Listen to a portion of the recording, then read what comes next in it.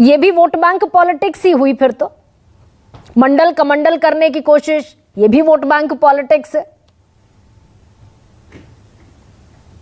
राजनीति में जो लोग भी हों और जो लोग भी लोकतांत्रिक देश में अगर कोई राजनीतिक दल है तो मैं समझता हूं कि उसे राजनीति करने का बखूबी हक होना चाहिए। और गरिमा, जो आपका सवाल है कि हमारा जो वोट बैंक का पॉलिटिक्स, अगर वोट बैंक आप हमारे उस पीडीए की अवधारणा को कह रही हैं जिसमें पीडीओ को, दलित, पिछड़े, अल्पसंख्यक को आर्थिक, सामाजिक, राजनीतिक रूप से अगर हक दिलाने की बात करना, अगर ये बात कहना सदन में राष्ट्रीय अध्यक्ष माननीय अखिलेश यादव जी द्वारा कि काका कालेलकर आयोग से लेके आज तक पिछड़ों की आबादी हमेशा 52% से लेके 60% तक आकी गई है, तो उनका जब अगर इस देश में 10% की आबादी के तबके को आप 10 का 10% आरक्षण दे रहे हैं, तो जो तबका, जो वर्ग 60% है, उसको 60% का आर्थिक, सामाजिक, राजनीतिक हक क्यों नहीं मिल रहा है? अगर ये वोट बैंक की पॉलिटिक्स है तो समाजवादी पार्टी लोगों के समूह का वोट चाहती है, यह स्पष्ट बात। लेकिन जो लोग, हमारी तो धार्मिक अवधारणा अलग है, हमारी राजनीतिक अवधारणा अलग है। डॉक्टर लोहिया कहते थे कि धर्म एक दीर्घकालिक राजनीति है, राजनीति एक अल्पकालिक धर्म है, लेकिन धर्म और राजनीति को बिल्कुल अलग अलग होना चाहिए। अब जो साथी बहुत अच्छे आंकड़े बता रहे थे वो वही लाइन है। लेकिन ये धर्म के नाम पर कर रहे हैं आप, जाति के नाम पर कर रहे हैं मनोज सिंह काका। देखिए, हमने जाति के, हम अगर एक वंचित, आपको 80 में डाइवर्जन सूट करता है, ये ना कहूं मैं, गलत कह रही हूं? हाँ, नहीं, आपके सवाल से हम लोग संबद्ध होते हैं। हम लोग ऐसा नहीं कि किसी पत्रकार को और किसी की, आपको सवाल करने का पूरा हक है, आप जवाब तो लीजिए। हम किसी ध्रुवीकरण की बात नहीं कहते।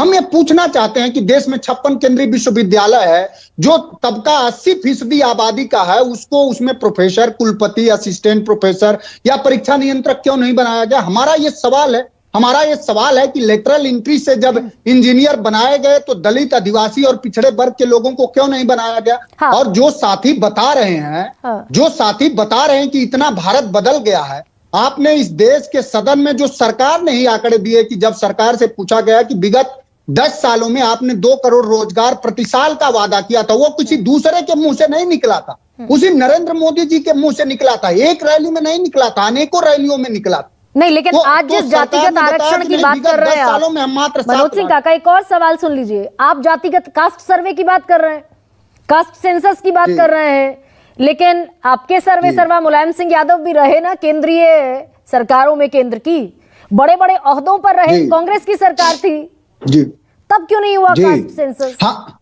बिल्कुल वाजिब सवाल है। ये 2011 की घटना है, जब प्रणव दा इस देश के वित्त मंत्री थे। नेताजी उस समय भी देश की सदन में, नेताजी, श्रद्धेय लालू प्रसाद यादव जी और शरद जी ने जातिगत जनगणना की मांग करी। कांग्रेस ने कहा कि हम जातिगत जनगणना के पक्ष में, हमने कराया है, लेकिन यह कांग्रेस की गलती है कि कांग्रेस ने उस डेटा को उजागर नहीं करा। जब किसी वंचित और शोषित तबके का, जो हर तरह के हक के हाशिए पे जो तबका खड़ा है, मैं पूछना चाह रहा हूं कि जो वैभव विलास की प्रदर्शनी हो रही है इस देश में दलितों, पिछड़ों को, अभी उत्तर प्रदेश में 69,000 शिक्षक भर्ती में 68,000 दलित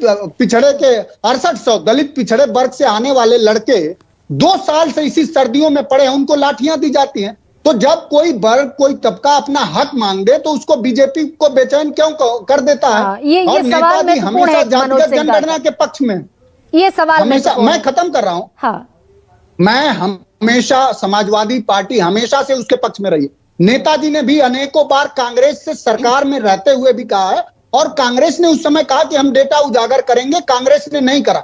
अब दुर्भाग्य से कांग्रेस को आज ये समझ में आ रहा है कि नहीं, उसके हक की बात, और दुनिया में कोई भी वर्ग, मैं स्पष्ट कर रहा हूं, ये समाजवादियों का मानना है, कोई भी वर्ग सिर्फ वैभव विलास के प्रदर्शनी और उसमें मूक दर्शक रहने से उसका उत्थान नहीं होता। कोई भी वर्ग की जब भागीदारी होती है तभी उसका उत्थान होता है। और दुर्भाग्य से भारतीय जनता पार्टी दलितों, पिछड़ों और आदिवासियों को हर तरह के भागीदारी से हाशिए पर लगा रही है। उसी रामायण में जो लोग, मैं खत्म कर रहा हूं, जो लोग ये कहते हैं कि यम निज परोवेति गणना चल लघुचेत साम उदार चरितानांतु वसुधैव कुटुंबकम, इसी देश में एक वर्ग के लोगों के खिलाफ दुश्मनी जैसा व्यवहार होता है। एक वर्ग के लोगों के, इस देश में एक वर्ग के लोगों, एक धर्म के लोगों के खिलाफ बुलडोजर का विध्वंसक न्याय चलता है, वो संवैधानिक न्याय नहीं है। और हमारा देश और हमारा पूरा मुल्क आगे तभी बढ़ेगा जब बाबा साहब अंबेडकर के संविधान में दी गई ठीक है, प्रस्तावना के मूल्यों पर काम होगा। हाँ, दुर्भाग्य ठीक से है, बीजेपी ओके। उस मूल्य पर काम नहीं कर रही। AK वाजपेयी, राजीव जी आपके पास आना था, लेकिन क्योंकि मनोज जो कह रहे हैं वो AK वाजपेयी